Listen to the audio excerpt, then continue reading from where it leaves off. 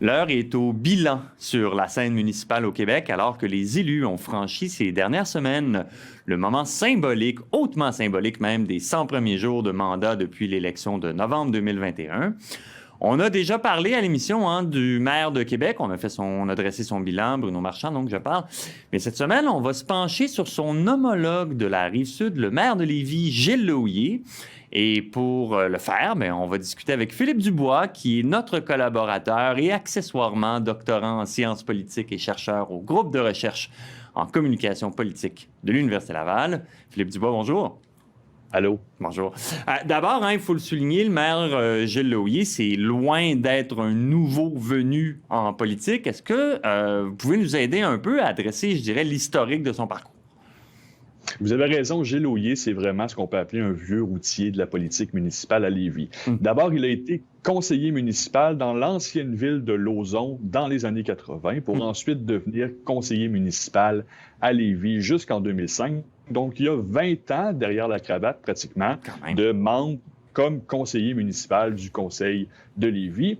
Il a été aussi candidat défait une première fois à la mairie de Lévis en 2005. Rappelons-nous, c'était l'élection un peu épique entre le maire sortant, Jean Garon, et celle qui deviendra la mairesse de Lévis, Danielle Roy-Marinelli. Donc, Gilles Lehouillier était lui aussi de la partie.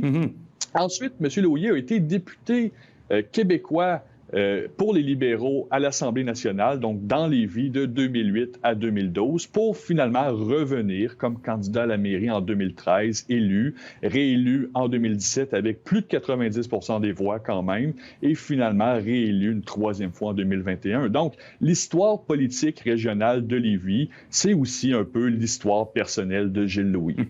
Vraiment un ténor, hein? Et là, on se rend compte, depuis quelques années, en fait, on a l'impression qu'il a réussi à s'imposer sur la scène municipale comme un acteur majeur, là.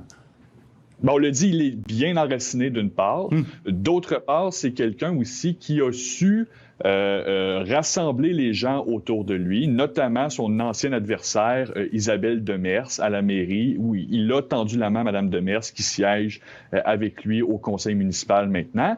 Et il y a aussi toute la saga des conflits avec l'ancien maire de Québec, Régis Labaume, notamment, rappelons-nous, sur le SRB, sur le tramway, sur le troisième lien. Donc, cela a été, pour le maire Lehouillier, toutes des occasions de se faire valoir publiquement, de se faire valoir médiatiquement, mais également de s'inscrire un peu comme le défenseur de la Rive-Sud et véritablement de jouer le rôle de leader politique régional. Aujourd'hui, on serait bien malvenu d'écouter le maire de Québec et d'ignorer le maire de Lévis parce que réellement, le maire de Lévis est devenu une figure politique régionale importante dans la capitale nationale.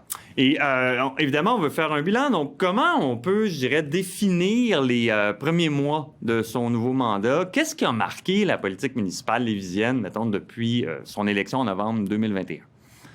Si on voudrait résumer en un mot, je dirais continuité. Le maire Lehouillier continue d'avoir derrière lui un appui très majoritaire de la population. Il a été réélu avec environ 75 % des votes.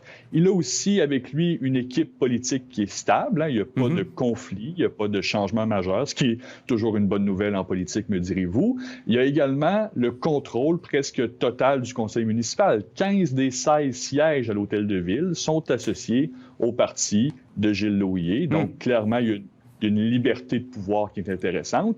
Et il ne se semble pas se formaliser de la présence nouvelle d'une opposition structurée. Il y a un conseiller, le conseiller de Saint-Étienne, qui n'est pas dans l'équipe du maire.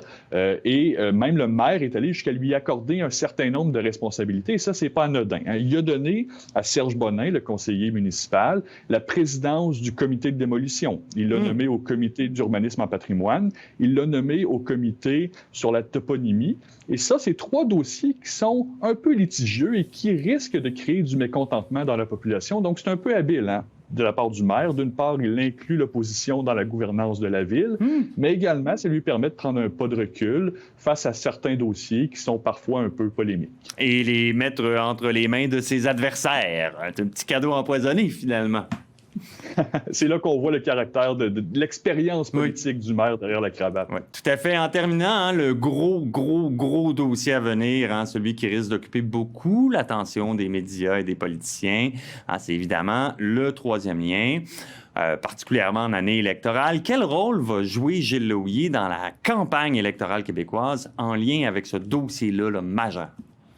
Fort probablement, le maire Lehouillier devra se définir comme étant le défenseur et le promoteur de ce projet-là. D'une part, défenseur parce qu'il faut se rappeler qu'actuellement, le Parti libéral, le Parti québécois et Québec solidaire sont contre l'idée d'un troisième lien entre Québec et Lévis. Donc, très clairement, le maire devra continuer à porter ce dossier-là, à le défendre. D'autre part, il y aura aussi, fort probablement, des candidats du nouveau Parti conservateur d'Éric Duhem qui veulent faire des gains dans la région de Québec, mais aussi dans la région de Chaudière-Appalaches, et qui semblent vouloir davantage un troisième lien à l'est. Donc, un projet, oui, de troisième lien, mais différent du projet actuel centre-ville à centre-ville, avec une part modale intéressante pour le transport en commun. Donc, le maire va aussi devoir défendre le projet qui est actuellement sur la table, en se faire un promoteur, bref, du projet gouvernemental. Donc, il risque d'être appelé à intervenir dans cette campagne-là. Il risque de jouer un rôle intéressant aussi pendant la campagne électorale. Donc, ce sera définitivement à suivre. Philippe Dubois, toujours éclairant. Un grand merci. On se parle bientôt. À bientôt. Merci. Merci.